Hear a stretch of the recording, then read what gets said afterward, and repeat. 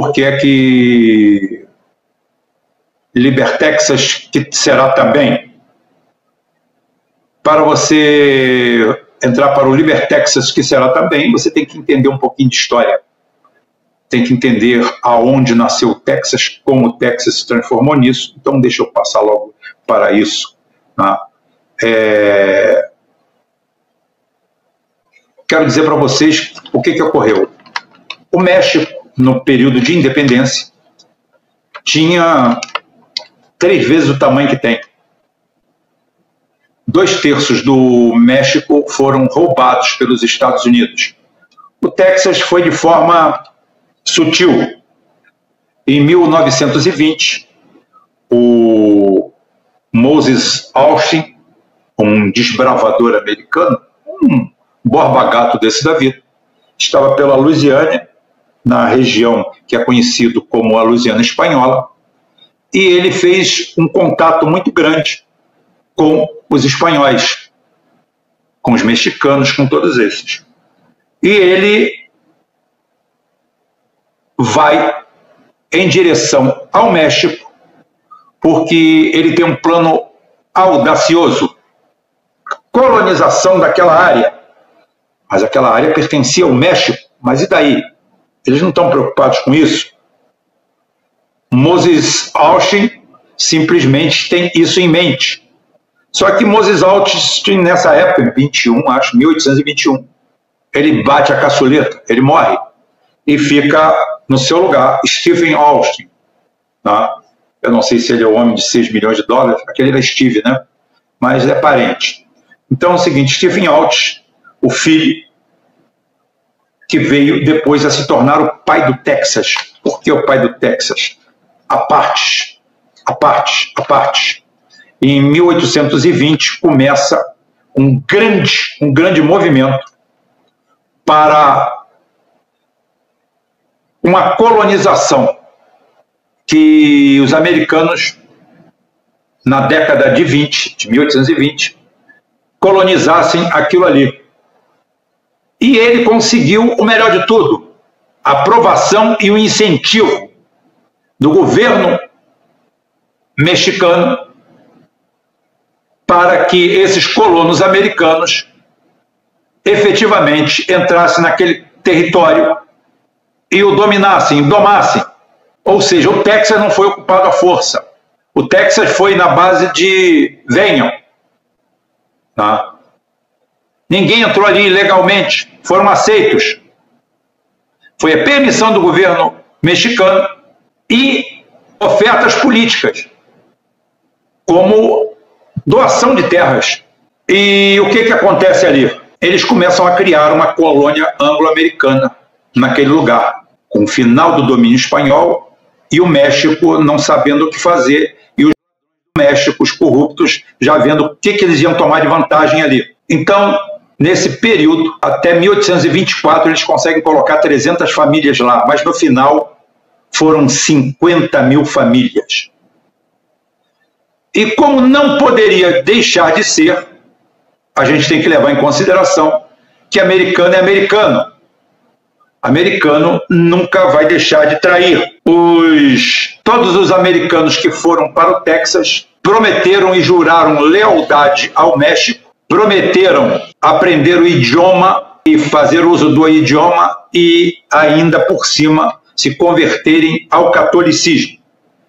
Eu não preciso dizer o resultado disso, né? Eu não preciso dizer o que aconteceu ali. Nada disso foi obedecido.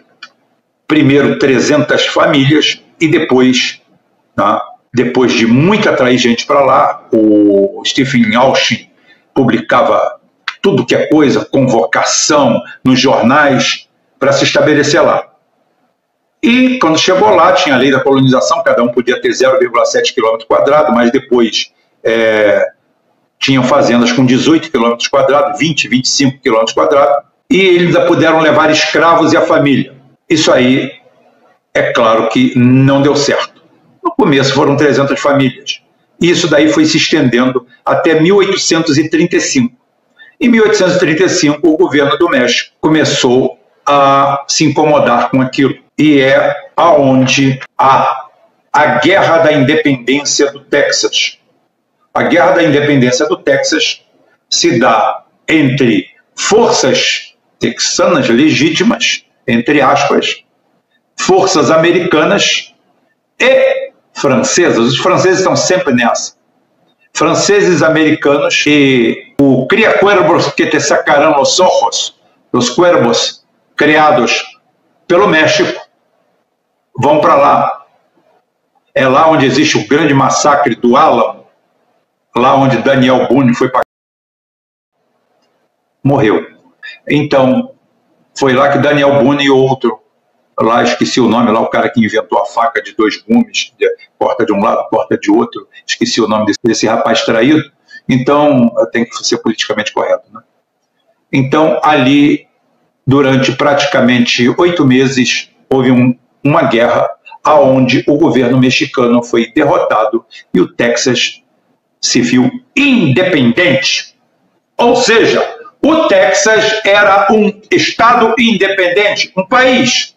Em 1845, exatos 9 anos após isso, o Texas achou por bem, não sei se teve plebiscito ou não, teve farsa nenhuma, se incorpora aos Estados Unidos da América. O que isso prova, Rubem? Isso prova que, na realidade, o único estado americano que entrou era um estado livre, independente e aceita entrar na federação como um estado americano é o Texas. Independentemente do conceito de valor que você tem em relação à independência do Texas, que foi uma armação em cima do México, mas o Texas não passa pelo movimento de Oklahoma, de Arizona, São Francisco, Califórnia, Novo México. Esses foram roubados, tomados na mão grande, numa guerra. Agora, o Texas é diferente. Por que o texano é diferente? Porque o cara pode ter sonho que Nova York fique independente, mas Nova York vem no bolo. Que a Califórnia se transforme independente, que tem aquela noção de Tex-Mex, mas ela foi tomada. Aquilo tudo, 2/3 do México foram roubados. O México era para ser um país 3 vezes maior. O México era para ter lá seus 5 milhões de quilômetros quadrados. Só não tem, porque boa parte disso foi roubado pelos Estados Unidos. Mas o Texas, durante 10 anos, primeiro, o Texas, os caras já saíram dos Estados Unidos para ir para outro lugar. Então o Texas não tem só 10 anos de independência. O Texas tem muito mais. O Texas começa em 1820. Ele leva 25 anos para voltar aos Estados Unidos. É mais ou menos ali como se fosse o Donbass. Foram 25 longos anos, imagina os últimos 25 anos, 1999, estou voltando aqui a 1999. De lá para cá, foi feito só um trabalho. Ali, a cabeça do texano, foi criada a cabeça do texano. Ali foi criada a mentalidade, a mania de botar dois adesivos no carro, tudo isso aí, uma cultura em torno disso. E o Texas, o que acontece com o Texas? O Texas é um país, é um estado, eu não sei qual é o tamanho do Texas, talvez o tamanho de Minas Gerais, só que o Texas é um dos estados mais ricos dos Estados Unidos, e se for levar em consideração a população, acho que é o mais rico de todos. O Texas tem um PIB igual ao do Brasil, sendo que tem 500 mil quilômetros quadrados e tem uma população infinitamente inferior à nossa. Tem grandes centros de desenvolvimento, tem grande capacidade energética através do petróleo. O Golfo do México é todo ali praticamente no Texas. E o próprio petróleo em terra. É ali que o petróleo se desenvolve no início. Esse estado, ele sempre se julgou um pouquinho fora dos Estados Unidos. Eles têm crítica ao governo central, eles têm críticas que já foram veladas, agora são objetivas, e nem sempre eles concordam com tudo que vem de lá. Esse é o retrato que você tem do Texas. Por que é um perigo e o Texas pode vir a sofrer uma secessão? Como eu falei, o Texas já foi um país. Nenhum outro estado americano foi um país. Nenhum outro estado americano foi efetivamente um estado. Um ente federativo que a gente chama de estado. Só que quem foi estado criou uma colônia própria, uma cultura própria e também uma obrigação no começo de que todo mundo falasse espanhol, castelhano. Também é comum que o Texas seja assim o estado mais aberto e menos preconceituoso com o mexicano, porque a cultura é diferente. Ali é uma cultura totalmente diferente. Ali pensa-se de forma diferente. Então, não peço a vocês que não vá haver um processo que se aprofunde. No começo agora, eu acho que estão tirando proveito demais da situação. Só que, sabe aquele negócio que o pessoal pega o gosto? Você pegou o gosto. É isso aí. Podem pegar o gosto, ou estão pegando o gosto pela coisa. O negócio tem uma crescente. E já veio aqui o papo. Será que o Putin vai se meter ali? Por que não? Não se metem na vida dele todo dia? Não se metem na vida da Rússia todo dia? Não desembarcam na Rússia, não tentam tomar a Rússia pela Ucrânia, não fazem de tudo? Por que é que eles não podem botar uma azeitona na empada ali, mandar um míssil mais melhor de bom para o Iêmen, para o Houthis lançar uma bolinha de trivela? E aí, conte-me você, o que você está achando disso tudo? Rubem, eu quero saber o que você acha. Eu acho que de todos os estados americanos, o único que efetivamente reúne todas as condições de um processo de secessão, até para ser apresentado na ONU, coisa que não vai passar. A ONU tem que morrer, tem que acabar, a ONU tem que ser destruída. A ONU é uma ferramenta do sionismo internacional e não tem mais o que dar. Já deu tudo que tinha que dar. É um expurgo que é necessário, porque a ONU é um escritório de direito do anglo-saxão sionista. É ali que ele se sente em casa e à vontade, e bem. Só que existem os percalços.